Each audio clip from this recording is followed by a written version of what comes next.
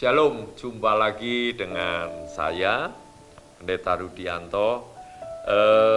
Bersyukur kalau sampai hari ini kita semua tetap disertai, diberikan kekuatan, kesehatan oleh Tuhan. Karena saya percaya tidak ada upaya manusia itu yang bisa memperpanjang usia kita kalau bukan Tuhan. Oleh sebab itu Bapak Ibu Saudara, yakin dan percayalah kepada Tuhan bahwa segala rancangan dan rencananya itu baik buat kita. Saya bacakan dari Pengkhotbah 9 ayatnya yang ke-11. Judul perikopnya dari ayat 1 itu adalah nasib semua orang sama. Ayat yang ke-11, lagi aku melihat di bawah matahari bahwa kemenangan perlombaan bukan untuk yang cepat, dan keunggulan perjuangan bukan untuk yang kuat, juga roti bukan untuk yang berhikmat, kekayaan bukan untuk yang cerdas, dan karunia bukan untuk yang cerdik cendekia. Karena waktu dan nasib dialami mereka semua. Yang terakhir itu saya baca berulang-ulang, karena waktu dan nasib dialami mereka semua. Nasib ini ternyata bukanlah nasib kita gitu ya. Dan saya temukan satu kata, yaitu waktu dan kesempatan itu dialami mereka semua. Makanya jangan pernah heran kalau ada orang yang hanya lulusan SD, lulusan SMP, tetapi dia jauh lebih berhasil daripada orang yang punya pendidikan S1 atau S2. Saya punya teman, itu dia hanya selevel SLTA pendidikannya. Tapi di perusahaan yang dia pimpin, dia itu punya karyawan, ada 4 orang insinyur, ada 3 orang S1, ya, dari ekonomi, dari akuntansi.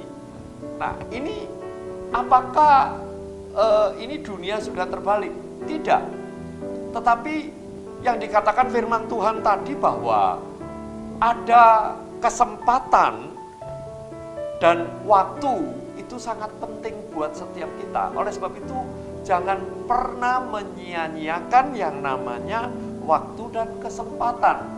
Sebab ketika kita menyia-nyiakan, menganggap enteng waktu dan kesempatan, maka waktu dan kesempatan itu tidak akan pernah terulang lagi.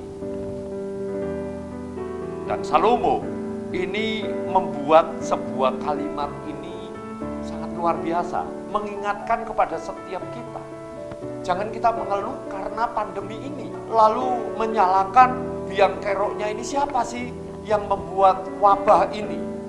Bapak Ibu Saudara dikasih Tuhan, biarlah apa yang Tuhan izinkan terjadi, tetapi kita tetap mengambil satu hikmahnya. Ada sebuah kisah ini, ada seorang pemuda.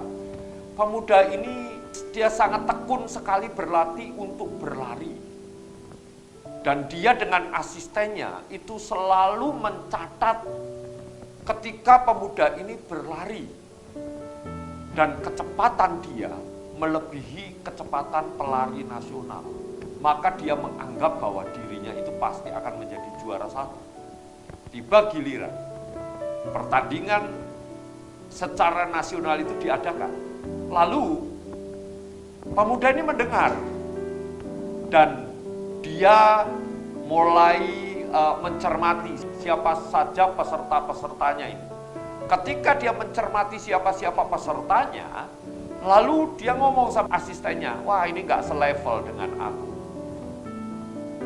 Lalu dia katakan bahwa gak usahlah, dia gak usah mendaftar. Dan kesempatan ini dia tidak pakai. Maka pertandingan itu dilangsungkan. Dan yang menjadi juaranya si A. Lalu pemuda ini protes kepada juri, kenapa kecepatan segini dia bisa, sedangkan aku punya kecepatan 3-5 menit untuk aku lebih cepat. Harusnya aku yang menjadi juara. Lalu panitia mengatakan, apakah Anda terdaftar? Enggak, aku memang enggak terdaftar, tapi kecepatanku lebih. Masalahnya begini Bapak Ibu Saudara, ikut enggak dalam pertandingan?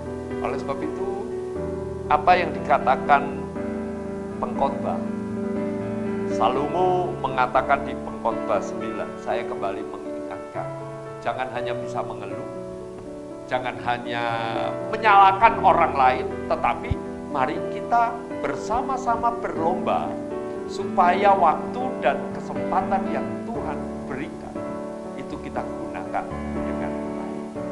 Hari ini kita benar-benar diberkati, kita semua mendengarkan firman Tuhan ini. Mari sepanjang hari ini kita cermati kesempatan apa yang Tuhan berikan, sebab waktunya tidak akan terulang.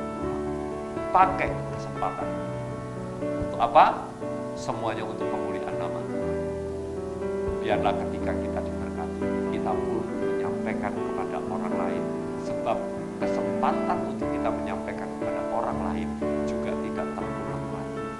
Sebarkan firman Tuhan, beritakan firman Tuhan, maka sekali waktu kelak kita pun akan beroleh hasil. Tuhan Yesus